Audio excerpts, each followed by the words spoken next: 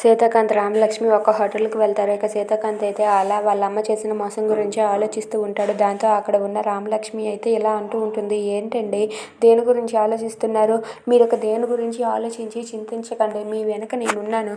మీరు ఎటు అడుగేస్తే నేను కూడా అటే అడుగు వేస్తాను. మీ వెనక సపోర్ట్గా నేను మీకు నిలుస్తానండి అని చెప్పి అంటూ ఉంటుంది. అది వినగానే అక్కడ ఉన్న సీతాకాంత్ అయితే రామలక్ష్మి చేయి పట్టుకొని ఇలా అంటూ ఉంటాడు, రామలక్ష్మి నువ్వు నా వెనక ఉన్నంత వరకు నేను ఎప్పుడు విజయం సాధిస్తూనే ఉంటాను. రామలక్ష్మి నువ్వు నా వెనక ఉంటే నాకు ఏం కాదు. రామలక్ష్మి నువ్వు నాకు తోడుగా ఉన్నంత వరకు నాకేం కాదు, నాకు ఆ భయం అనేదే లేదు అని చెప్పి సీతాకాంత్ అంటాడు. అది వినగానే రామలక్ష్మి అయితే మీరు సాధించగలరండి, మీరేమనుకున్నా అది సాధించగలరు అని చెప్పి అంటూ ఉంటుంది. ఇంతలో అక్కడ ఉన్న సీతాకాంత్ ఇలా అంటూ ఉంటాడు, రామలక్ష్మి ఇంతవరకు నేను ఎలా పైకి ఎదిగి మళ్ళీ నా అంతటి నేనే కిందకి దిగి వచ్చానో అలాగే అంతే స్థాయికి మళ్ళీ కష్టపడి అంతే పైకి ఎదుగుతాను.